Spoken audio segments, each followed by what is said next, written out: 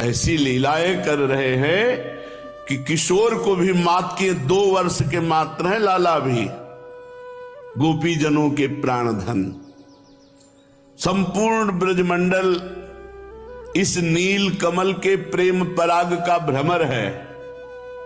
संपूर्ण ब्रजमंडल, संपूर्ण ब्रज गोपियों का हृदय श्री लालजू महाराज ने चुरा लिया है। वो बूढ़ी हो, किशोर अवस्था की हो, यौवन हो, गोपीजन प्रातःकालीन वेला पर सब यशोदा मैया के आंगन में खड़ी हो जाती। कैसे आना हुआ री है, कहां, शुद्ध नहीं है। अब बहाना बनत, भैया आपके घर में ये है क्या? हाँ, ये तो तेरे भी घर में हमने देखा था। और दृष्टि डाल, कहां है नंद नंदन का? किसी कुछ लेने के बहाने से, किसी न किसी बहाने से प्रभु के दर्शन करने के लिए भीड़ लग जाती है यशोदा मैया के द्वार पर। जो देखती है अपना सर्वस्व, तन मन प्राण सब। और कितने वर्ष के हैं? 2 वर्ष के। चाहे वो घर में हो तो संगोष्ठी हो रही, 10-20 गोपी बैठी। यमुना के पावन तट पनघट पर हो तो गोपियों की गोष्ठी हो रही, उसमें चर्चा श्री कृष्ण की हो रही। श्री कृष्ण का चापल्य, तिरछी चितवन, मंद मुस्कान, सब गोपियों के चित्त का अपहरण किए हैं। नीलमणि मेरे घर में आज आए और ऐसी ऐसी लीला की। सखी मेरे भी घर में आए और ऐसा ऐसा, सखी मेरे भी घर में आए, ऐसी सब वार्ता कर रही। दूसरी कहती है तुम्हारे घर में आए तो मेरे घर में क्यों नहीं आए? क्या मैं इतनी अभागिनी हूं कि मेरे घर में कभी नहीं आएंगे? दूसरी कहती है सखी निराश मत हो, वो अवतरित ही हुए हम सब ब्रजवासी जनों को सुख देने के लिए, जरूर तेरे घर आएंगे। कोई दधि मंथन कर रही, घर घर घर घर शब्द निकल रहा है। दधि मंथन करते करते विचार करती है कि प्रभु बहुत सेवा गायकी की है, बहुत मीठा दूध, बहुत सुंदर दही जमाया है, बहुत सुंदर माखन। प्रभु आओ, हम छुप जाएंगी और आप मनमानी भोग लगाओ सखाओं के साथ। आप पाओ, खेलो, मैं आपको देखूं और फिर आपको पकड़ूं, फिर आपका भयचकित रूप देखूं। इधर लालजू प्रातः काल उठे और देखा जगह जगह मैया ने दीप जला रखे, सब दीपक बुझा दिए और गए जहां माखन का भंडार माटों में था। निश्चिंत होकर माखन खाया और सब माट फोड़ दिए। मैया को बड़ा सुख मिलता था, गुस्सा नहीं आती थी, बड़ा सुख। मेरा लाला चंचल हो रहा है, मेरा लाला बलवान हो रहा है।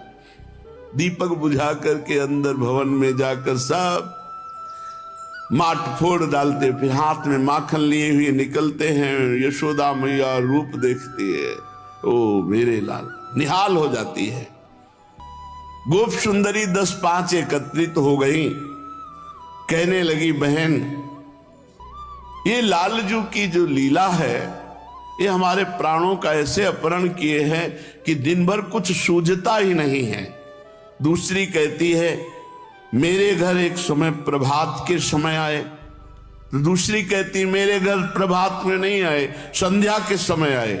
निशा काल था, ब्रजपुर में थोड़ा अंधेरा छा रहा था। ये यशोदानंदन मेरे घर पधारे, ओ उनकी वो श्याम शोभा, मैं ठगी सी रह गई, खड़ी रह गई। मैंने देखा द्वार पर आए और भीतर की ओर आए, इतना ही देख सकी। फिर तो सखी पता नहीं क्या उसने जादू कर दिया मेरे नेत्रों में कि मुझे दरवाजा श्याम सुंदर, दीवाल श्याम सुंदर, जिधर देखूं श्याम सुंदर ही श्याम सुंदर दिखाई देने लगे। अरे यहां तक कि देहली में भी दिखाई दिया श्याम सुंदर, प्रांगण में श्याम सुंदर, गवाक्ष में श्याम सुंदर, खंभे में श्याम सुंदर। और जब मैंने गौर से देखा तो मेरी साड़ी भी श्याम सुंदर। मुझे लगा कि मैं पागल हो गई, ये जिधर देखूं उधर श्याम सुंदर ही श्याम सुंदर, अणु अणु श्याम सुंदर हो गया। ये इसमें कोई जादू है यशोदानंदन में, फिर श्याम सुंदर को कैसे ढूंढ पाती। किंतु मेरे मन में आया कि दीपक जलाकर उसको ढूंढूं तो वो है कहां। दीपक लेकर गई तो नवनीत भंडार में वो विराजमान संध्या के समय, और विशाल वक्षा स्थल पर नवनीत खाने पर छोटी छोटी बूंदें। ओह क्या शोभा बहन, ऐसा लग रहा था कि यमुना जल में तारे आकर गिर गए हैं। यमुना जल की सी कांति विशाल वक्षा स्थल परेश वर्ण रूपिणी, और माखन की बूंदे मानो तारागण। मैं तो न्यौछावर हो गई उस रूप को देख करके। तीसरी गोपी ने कहा, सखी मेरी बात तो सुनो, मैं अपने गृह कार्य में संलग्न थी। ये रुंझुन रुंझुन करता हुआ अपने नूपुरों की ध्वनि जी मैंने देखा कि यशोदानंदन, मैं सशंकित हो गई कि देखूं ये क्या करेगा। ये चारों ओर देखा, मैं छुप गई। द्वार पर पहुंचा, धीरे से कपाट खोले, भीतर चला गया। मैं शीघ्र ही उसके पीछे पीछे द्वार पर से जाई। ताक में बैठी थी, ये करेगा क्या। ये गया और माखन, इसको अपने आप घ्राणेंद्रिय से पता चलता है माखन कहाँ है, और ये पहुंच गया और वहां माखन खाया और माट फोड़े, और फिर छोटी सी हथेली पर नवनीत लिए निकला।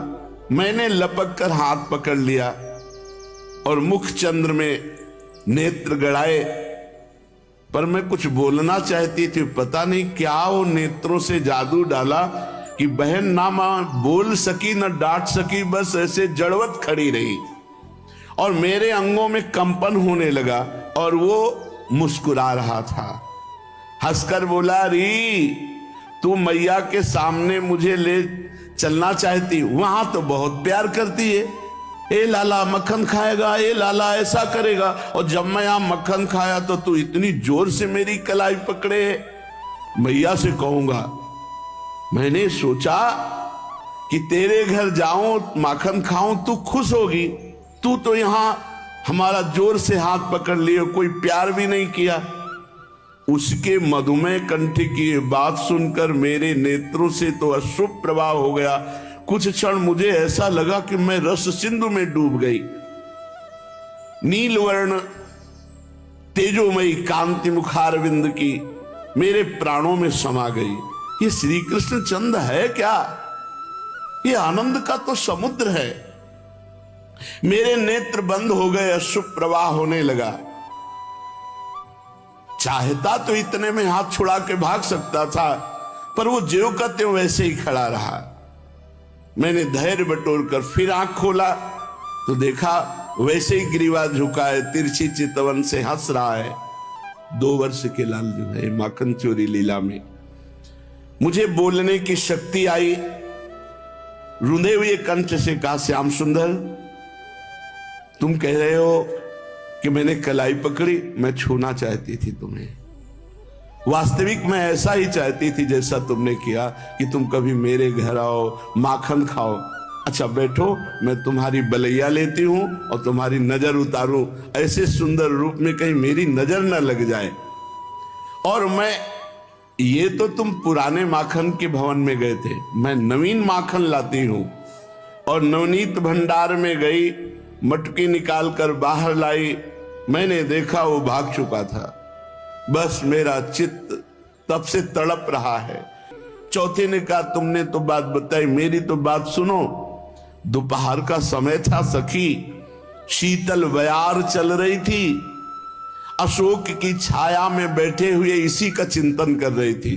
इतने में देखा कि मेरे घर के द्वार पर श्री कृष्ण चंद आए, बिल्कुल शांत, एकदम गंभीर। फिर देखती हूं कि ये अकेले चुपचाप खड़ा है गंभीर मुद्रा में, पर वो चुपचाप खड़ा नहीं था, वो तो इंतजार कर रहा था। विशाल वृषभ ओजस्वी देवप्रस्थ वरुथप मिलिंद, ये भगवान के जो सखा हैं, इशारा किया, एक दल आया। दूसरी तरफ से इशारा किया, दाम सुदाम किंकणी स्तोक कृष्ण अंश आदि का दल आ गया। हमने देखा कि गंभीर मुद्रा में खड़ा नहीं था, ये तो सखाओं को बुला रहा है। तीसरी तरफ इशारा किया, सुबल अर्जुन गंधर्व बसंत उज्जवल कोकिल आदि सखा गए। फिर तिल मात्र चंचलता नहीं, अब भी वैसे सब आकर खड़े हो गए। चौथी तरफ इशारा किया, मधुमंगल पुष्पांक हंस आदि ये सब सखा गए। अब ये धीरे से इशारा करके घर की तरफ गया। मैं भी पीछे पीछे छुप करके गई। ये मंद मंद चाल से चोर वैसे संकेत ऐसे धीरे धीरे आसपास देखते हुए धीरे धीरे कदम। क्या सुंदर शोभा है प्रभु की। दोनों तरफ देखते जा रहे, आगे कदम धीरे धीरे सखाओं को इशारा करते जा रहे। अंतर्भाग में पहुंचे, गोप शिशु सखा उनके साथ हैं। भवन सूना, केवल मैं ही अकेली थी सो बाहर थी। श्री कृष्ण सब पूरे घर को देखा, कोई नहीं है, सब सखा अंदर निसंकोच भवन में। नवनीत भांड जितने रखे हुए थे, नीलमणि, उन सब से लेकर के नवनीत का भोग लगा रहे, समस्त सखाओं को पवा रहे। वो अपने हाथ से दधी नवनीत हाथों पर रखकर एक दूसरे के मुख पर लगा रहे, खेल रहे। और भयभीत नेत्रों से चोर संकित नेत्र बार बार देख लेते। बीच बीच में गोप शिशु को दरवाजे तक भेजते हैं। ग्रीवा टेढ़ी और मैं खंबे की आड़ से देख रही हूं। नेत्रों को नचा नचा कर नवनीत का भोग आरोगते, सब सखाओं को पवाते। क्या बताऊं सखी, उस ललित त्रिभंगिमा पर मैं तो बिक गई। छिपी हुई देख रही थी, श्री कृष्ण मुझे जान न सके, इसलिए इतना सुंदर रूप देख करके मैं तो मूर्छित हो गई। आनंद की बाढ़ आ गई। हृदय हमारा आनंद वेग से स्पंदित होने लगा। श्याम सुंदर का वो मुखारविंद, वो नेत्र संचालन, वो चोर संकित नेत्र, वाक शक्ति नहीं जो मैं बता सकूं। वो रूप माधुरी बहन मेरे हृदय में अब भी छाई हुई है। मैं किसी काम की नहीं रह गई, चित्र लिखी सी अपने घर में बैठी रहती हूं, वही चिंतन करती हूं। इस गोपी की बात समाप्त नहीं हुई थी कि दूसरी गोपी ने कहा, सुनो सुनो, ये नवनीत कम पाता है और हृदय ज्यादा चुराता है। ये सबके हृदय आसन पर हम ब्रजवासियों के विराजमान, इसलिए ब्रजवासियों की जो भक्ति है वो संबंध की दृढ़ भक्ति है। भगवान ब्रजवासियों को प्राणों से भी अधिक प्यार करते थे, प्यार करते हैं, प्यार करते रहेंगे। गोपी जन आपस में चर्चा कर रहे हैं और इस चर्चा में डूब रही हैं, क्योंकि भगवत चर्चा ये अमृत है। कथामृत, लीलामृत, चरणामृत, रूपामृत, इनका सब अमृत है। जो भगवान की चर्चा कानों से पीता रहता है उसके समस्त संचित कर्म भस्म हो जाते हैं, क्रियमाण निष्फल हो जाते हैं, प्रारब्ध निष्प्रभावित हो जाता है। बड़ी महिमा भगवान की चर्चा की है। वेद, उपनिषद, पुराण, ऋषि मुनि इन्हीं भगवान के प्रताप से समस्त जीवों को परम पद प्रदान करते हैं। श्री कृष्ण चंद्रजू की घ्राण क्या है, पूरा परिचय बताने वाली है। दरवाजे से सूंघा, पता चल गया किस कमरे में कहा नवनीत रखा हुआ है और खींचकर वहां चले जाए।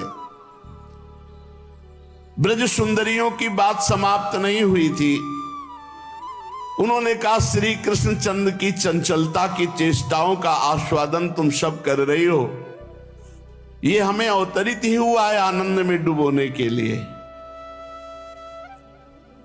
पर ब्रजरानी को आज तक पता नहीं है। ब्रजरानी समझती है बड़ा भोला है। एक बार चलती है, हम सब लोग ब्रजरानी को बताती हैं कि कितना है चतुर है, चंचल है और कितना उपद्रव करता है। ब्रजरानी को भी तो पता चलना चाहिए कि उनका लाला कैसा है। गोप सुंदरियां परस्पर हिम्मत करती हैं ब्रजरानी के पास जाकर बताने की। तो एक सखी कहती है, सखी अपने पैरों में कुल्हाड़ क्यों मार रही है? तू अपने आनंद को क्यों नष्ट करेगी? मैया आपको शिकायत करेगी, मैया लाला को बाहर नहीं निकलने देगी, ये सुख मिलेगा? अरे गोपाल आकर हमारे घर में माखन खाता है, पूरे शरीर में लगाता है, वो शोभा जो देखकर सुख मिलता है, वो सब तू नष्ट कर देगी। नहीं जाना, मौन होके रहे, नहीं शिकायत करना। अरे कितना सुख मिलता है जब उसको हम इसको बाह पकड़कर हृदय से लगाऊंगी, नेत्र से देखूंगी और कहूंगी चल मैया के पास। फिर उनको हृदय ये तपन बुझा दे, अनंत जन्मों की तपन शीतलता में बदल। ए सखी शिकायत करने नहीं चलना है। कुछ गोपियों ने कहा तू मत जा, हम तो जाएंगे, मैया से बताएंगे, ये बड़ा उपद्रव करता है। और सखी उपालंब के बहाने देखेंगी तो उस समय श्याम सुंदर की रूप माधुरी में क्या परिवर्तन होता है। जब मैया डांटेगी तब कैसे लगेंगे। ब्रजेश्वरी दधिमंथन कर रही, उस दधिमंथन की ध्वनि में अपनी कटकिंकिणी पद्मनूपुरों की ध्वनि मिला करके लालजू नृत्य कर रहे, घर घर घर। तो वैसे ही नूपुर और वैसे किंकिणी बज रही और लालजू नृत्य कर रहे, यशोदा मैया दधि मंथन कर रही। श्री कृष्णचंद्र के मुखारविंद से सौंदर्य मंदाकिनी बेरे, यशोदा मैया बीच बीच में देख रही, लाला नृत्य कर रहा है। यशोदा मैया बलिहारी जाती है, लालजू नाच रहे हैं और वो दधि मंथन कर रही है। दधि मंथन समाप्त हुआ पर इनका नृत्य तो चल ही रहा था, उसी आवेश में नाच रहे थे। ब्रजरानी यशोदा मैया अपने हाथ में ताजा नवनीत लिया और नीलमणि को देने चली, किंतु जे ही मुनि तो नीलमणि दो नाच रहे थे, एक तो मणि जटित खंभे में और एक साक्षात प्रतिबिंब देख करके मैया ये श्याम सुंदर, ये श्याम सुंदर रुक जाती है। और इतना सुंदर प्रतिबिंब है कि निर्णय नहीं कर पाती कि असली में कौन है, ये है या ये है। मणि स्तंभ में इनमें किसको नवनीत दूं? ये तो दोनों मेरे प्राण प्यारे श्याम सुंदर हैं। एक सा निर्तन, एक सा सौंदर्य, निश्चय हुआ खंभा भूली हुई है, ये श्याम सुंदर है। जाकर के मक्खन से तो इधर नीलमणि हंस पड़े, ए मैया तू प्रतिबिंब को पवा रही है। मैया को होश आया, अच्छा तो मणिखंभ में तेरा प्रतिबिंब है। लाला मेरा चित्त पागल हो गया है, मैं जिधर देखती हूं उधर तू ही तू नजर आता है। ये मैया और लाला की बात हो रही थी कि बहुत सी गोप सुंदरियां आई उपालंब उलाहना देने के लिए, लेकिन मैया और लाला का प्रेम देख करके सब स्तब्ध रह गई। मैया के हाथ में नवीन मक्खन है और लाला के मुख में वो पवा रही। गोप सुंदरियां आपस में दृष्टि, इतने बड़े सुख में हम कैसे उलाहना दें। वो सब शिथिल हो रही प्रेम विवश, क्योंकि ये सब महाभाग्यवान तपस्वी जन गोपी बने हुए। नीलमणि की दृष्टि गई कि ये सब हमारी शिकायत कर ले आई है। इतने में यशोदा मैया ने, अरे आओ बहन आओ, कितनी देर से तुम लोग खड़ी हो, हमें तो याद ही नहीं है नीलमणि ने बावरा कर रखा है। गोप सुंदरियां भी सब भाव समाधि में डूबी हुई थी, आई थी उलाहना देने। एक दूसरे की तरफ, मुख की तरफ, तू बोलना पहले, तू बोलना। कोई नहीं बोलती। एक ने कहा, पहला गुरु यशोदा मैया, हाँ बोल रही, ये बहुत उपद्रव करने लगे हैं, यहां बहुत सीधे साधे खड़े। कल की तुम्हें हम अपनी बात बता रहे हैं। गौशाला में जाकर दुहने के समय के पहले ही जितने बछड़े थे सखाओं के साथ जाके सब खोल दिया। सारा का सारा दूध हमारा बछड़े पी गए। अब हम तुम्हें कैसे बताएं, एक बूंद दूध नहीं बचा। मैया ने कहा कि यहां से ले लो, यहां से ले लो, क्यों नाराज होती हो? इतनी बात नहीं है, बछड़े क्यों खोले? क्योंकि बछड़े खोले, दूध पिया तो हम सब उधर जाएंगी बछड़े बांधने, इधर ये घर में घुसकर पूरा माखन सब, उधर दूध गया इधर माखन। यशोदा रानी ये बड़ा साधु बाबा बना खड़ा है, बहुत चंचल है। मैया को और परमानंद आ रहा है, मैया को परमानंद आ रहा है, गुस्सा नहीं आ रही। मेरा लाला ऐसा भी करने लगा है। ब्रज सुंदरियां उल्हाना देती। प्रातः काल उल्हाने के मिश से नंद भवन में ढेर की ढेर गोपियां ऐसे आती है, समूह की समूह श्री कृष्णचंद्र की शिकायत करती है। ब्रजरानी के हृदय में वात्सल्य उमड़ता है, गोद में उठा लिया। क्यों लाला, तू ऐसा क्यों उपद्रव करता? भला मैया मैं ऐसा कर सकता हूं? ये सब झूठ बोल रही हैं, ये केवल हमें देखने के बहाने से आई हैं। मैया ये सब झूठ बोलती। देखो मैया, मैं तुम्हारी गोद में इतना छोटा बछड़े कैसे खोल सकता हूं, छीके कैसे पा सकता हूं? गोपीजन भगवान श्री कृष्णचंद्र जी की ऐसी बात सुन करके यशोदा मैया से कहती है, ब्रजरानी ये नीलमणि देखने को छोटा कुमार है, लेकिन वयस्कों को भी फेल कर देता है। इतनी बुद्धि, इतना बल, इतनी चतुरता, हमें लगता है भविष्य में ब्रजवासियों को चैन नहीं लेने देगा।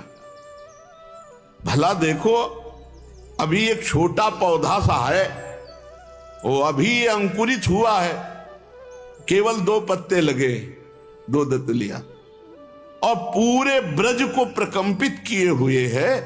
और ये जब यौवन होगा तब क्या होगा? अभी वो बोल ही पूरा नहीं पाई थी कि दूसरी हंसते हुए कहने लगी, यशोदा रानी मैं कोई कविता नहीं सुना रही हूं तुम्हें, बहुत ध्यान से सुनना। ये नीलमणि, और प्रभु ऐसे देखो देखो कैसे सिर नीचा किए हुए बैठा है। वो हंसी रोकना चाहती पर हंसी रुक नहीं रही, ऐसे उंगली रखी। मैं तुम्हें बताऊं ये कितना नटखट है, तुम्हें सुनकर आश्चर्य होगा। ब्रजपुर के कितने ही घरों में बहुत दिनों से गौ दोहन नहीं होता। ये ऐसा चतुर है कि कितनी गौशालाओं में कई दिनों से दूध नहीं दुआ गया। पूरे सखाओं के साथ जा जा करके वत्सान मुंचन क्वचित असमय में, जब गाय दूहने का समय उसके पहले ही क्रोश संजात हासा, और जब हम क्रोध करते तब हंसकर ताली बजाकर भाग जाता है। ब्रजेश्वरी श्री कृष्णचंद्र जी की तरफ देखती है और मुस्कुराहट है। वाणी से पूछती है, अच्छा बता ऐसा क्यों करता है लाला? ऐसा करने में तेरा हेतु क्या है? इससे क्या पूछती हो? अभी ये बनावट करके ऐसी बात कह देगा कि आपको लगेगा मेरा लाला बड़ा सीधा लाला है। हाँ, चोर तो है ये, चित्त चुराते, पाप चुराते। ब्रजरानी हंसती बोली, बहन देखो तुम सबके आशीर्वाद से हमको ये प्राप्त हुआ है, तुम कभी नाराज मत होना। जिसका जितना नुकसान होता है उससे दुगना हमारे यहां से ले जाओ। कभी हमारे लाला को कुछ कटु वचन मत कह देना। हम मानती हैं तुम्हारा नुकसान हुआ, दुगना ले जाओ हमारे यहां से। ये शिशु है ना, अभी बालक है, बालकों में चंचलता होती है। ये सुनकर के एक गोपी बोली, शिशु है, ये शिशु है? नंद रानी तुम नहीं जानती, तुम्हारी गोद में भोला बाबा बना बैठा है, साधु बाबा बना, ये शिशु नहीं है। क्या तेरे साथ किया? मेरा लाला तो इतना सीधा है। नवनीत आरोगे, किसी को परेशानी नहीं।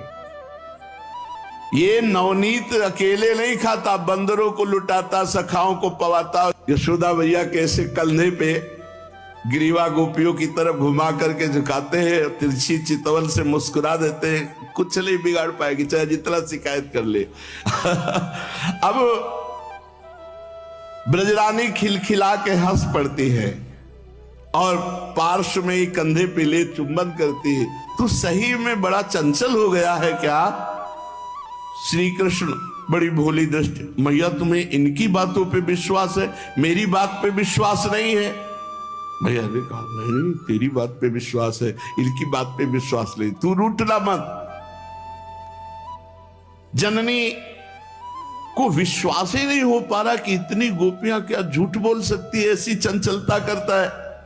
ब्रजरानी तू हमारे घर की तो बात ही नहीं सुनी, शास्त्रों बंदर इसके पीछे चलते हैं और जिस घर में जाता है गोरस के माखन दूध दही सब बानरों को पाता है।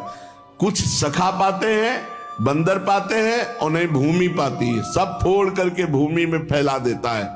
गोप सुंदरियां वात्सल्य घन मूर्ति यशोदा मैया नहीं जानती कि ये गोप सुंदरियां क्यों नंद नंदन की ऐसी शिकायत कर रही है। सुनो मैया, मैं उस दिन की बात बताती हूं। ये जो बड़ा तपस्वी शांत साधु दिखाई दे रहा है, जब हमने पूछा कि बंदरों को तू क्यों खवाता है, तो उनका हमारे पुराने मित्र हैं। तो हमने कहा पुराने मित्र कब के हैं? तू तो 2 साल का है। तो कहा देखो, जब राम जी थे ना तो युद्ध में बानरों को बहुत मेहनत लगी थी। उस समय खाने पीने के लिए जंगल में क्या था, कंदमूल फल जो मिल जाए। तो हमने इनको कहा था कि आगे चल करके हम तुमको बहुत सुख देंगे। तो ये भी हमारे मित्र हैं, ये भी हमारे सखा हैं। तो इस समय हम अपने दोस्तों को पवाते हैं, बंदर हमारे दोस्त हैं। पता नहीं कौन सी भूली भूली बातें करने लगता है। ये जब मैं बनवासी था तब मेरी बहुत सेवा की, अब मैं इनकी सेवा करूंगा। मैया ये ऐसी बातें करता है। तुम्हारा नीलमणि कभी कभी ऐसे बोलने लगता है कि मुझे समझ में नहीं आता ये कौन है। ये बहुत चतुर है। एक दिन मैं अपने घर में बहुत ऊंचे पर छीका टांगा। अब ये नीचे उखल, उसके ऊपर पीढ़ा, पीढ़ा के ऊपर सखा, सखा के कांधे पर खुद, और बस ऐसे खा रहा था। नंद गेहनी मैं छुप करके देख रही थी। जब देखा एक पा लिया, सखाओं को पवा लिया, तब नजदीक गई। रे नंदन नंदन, तू चोरी कर रहा है। बस इसने लाल लाल नेत्र के हमारी तरफ कहा, रे मैं क्यों चोर, मैं चोर क्यों हूं, अपने घर में ही तो हूं। मैंने कहा तुम्हारा घर नहीं तो मेरा। अच्छा तो तुम्हारा घर, मैं तो भूल गया, मैं तो अपना घर समझ रहा था। मैंने तो समझा अपना घर। अच्छा तो ठीक है, तू अपना घर समझ रहा था तो ये करने की जरूरत क्या थी? तू यहां सब पूरा, अरे तू गोपी समझ नहीं, मुझे भूख लगी थी, मैंने समझा मैया आएगी और ऊपर से देखा चींटियां थी, तो मैंने सोचा चींटियां निकाल दो फिर मैया मुझे पवा देगी। अच्छा इतने ऊंचे छीके पर चींटियां तुझे दिखाई दी, तभी तो उखल पे चढ़ के हो ये सेवा कर रहा था कि चींटियां निकाल। तो इतना इतना हाथ, चींटियां तो ऐसे निकाली जाती, तू समझी नहीं। जब चींटी में ऐसे रखता तो नीचे चली जाती, तो खबो खबो करके निकाल दिया। तो तुम्हारे यहां क्या लगा है, वहां चींटियां निकाल रही तो तिया वो एक दो मक्खी थी बार बार भिनभिना रही थी, तो हम उनको ऐसे ऐसे किया तो लग गया। यशोदा रानी ये बहुत चतुर है, ये भोला नहीं है। दूसरी सखी ने कहा, सखी तुम्हें तो चींटी का बहाना किया, बिल्कुल ऐसा ही मेरे घर किया। मैंने भी ऊंचे छीके पर टांगा था। मैंने कहा क्या कर रहे हो? तो उनका बछड़ा खोज रहे हैं। बोले यहां बछड़ा खोज रहे हो? बोले हाँ, तुम्हें दिखाऊं?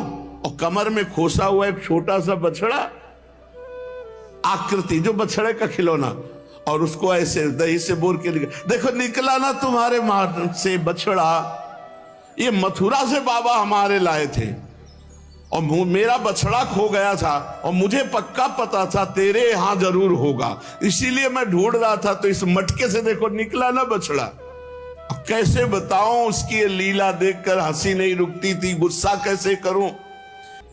दूसरी सुंदरी ने कहा कि ये नवनीत को पाने के लिए हर कला में प्रवीण है, जब इसका हाथ नहीं पहुंचता तो डंडे से छेद कर देता है और सब आराम से पान करते हैं। तीसरी बोली यशोदा रानी, मेरे घर की घटना सुनो। ऊंचे छीके पर मैंने दूध भांड रख दिया और भांड से सटा करके घंटा बांध दिया कि अगर मटकी को जरा भी छुएगा तो घंटा बज जाएगा, और घंटा बजेगा तो मैं उसको पकड़ लूंगी, पकड़ करके तुम्हारे पास लाऊंगी। ये बड़ा विचित्र खिलाड़ी है। उखल, उखल के ऊपर पीढ़ा, पीढ़ा के ऊपर सखा, और सबसे पहले घंटा पकड़ लिया और घंटा में माखन भर दिया। फिर इसके बाद चक माखन खाया, घंटा बजा ही नहीं, और मैं निश्चिंत रही कि घंटा बजेगा अगर चोरी होगी। और जब वो खा पी के बाहर चला गया तब मुझे लगा कि आया तो था, घंटा नहीं बजा, देखा पूरा माखन से भरा था घंटा। अब घंटा माखन से भर जाएगा तो क्या बोलेगा। नंद रानी जी, इसके बाद एक सखी बोली, हम तो अपनी तुम्हें कैसे बात बताओ, मेरे माखन की बात नहीं थी, मेरा तो ताजा दूध था। हमारी जो ददिया सास थी ना, तब के जमाने के माठ थे, नए माठ तो आप दे सकती हो, इतने सीजे हुए माठ सब फोड़े। और जब मैं पहुंची तो मुंह में दूध भरे हुए था। हमने कहा चोरी की हमारे घर में, अभी तुझे पकड़ती हूं। तो ऐसे इशारा किया, तो मैं नजदीक गई तो पूरा दूध मुंह में मार दिया और भाग गया, पकड़ में ही नहीं आया। पूरा दूध जब आंखों में पड़ जाएगा तो पकड़ेगा कौन। उस दूध की फुटकार से मेरी आंखें भर गई, मेरी आंखों में कुछ दिखा नहीं, और इतने में कूदकर भाग गया। एक गोपी की, वो हंसती हुई बोली, गोप सुंदरी यशोदा जी, तुम तो मुस्कुरा रही हो। परसों की बात है, नीलमणि मेरे घर पर गया, नवनीत भांड में हाथ डाला। तो हमने कहा, ए तू कौन है? तो बोले, बलराम का छोटा भाई हूं। फिर यहां क्यों आया है? इस पर उसने उत्तर दिया कि अपने घर में नहीं आएंगे तो और कहां आएंगे। मैं हंसकर बोली, तुझे भ्रम हो गया है, तेरा घर नहीं मेरा घर है, और नवनीत के मटके में हाथ डाले हुए है ये मुद्रा। गोपी क्षमा करियो, मैंने अपना घर समझ करके, तू क्षण भर के लिए चिंतन कर भला, मैं खेलने गया, भूख लगी, अब मैया का कौन इंतजार करे, इसलिए मैं पा रहा था। तेरा घर है, आगे से नहीं आऊंगा। एक ब्रजवासिनी बोली, सब उपाय हार करके मैंने नवनीत अंधेरे कमरे में रखा कि ये ढूंढ ही ना पावे, पर दंग रह गई। इसको खुशबू से पता चल जाता है। और दूसरी बात, प्रकाश की जरूरत नहीं, इसकी इंद्र नीलमणि कांति शरीर की ऐसी है कि जहां आगे आगे जाता है प्रकाश होता चला जाता है। मणिगण महसा गणयति ना तमः, अंधकार क्या करेगा इसके आगे।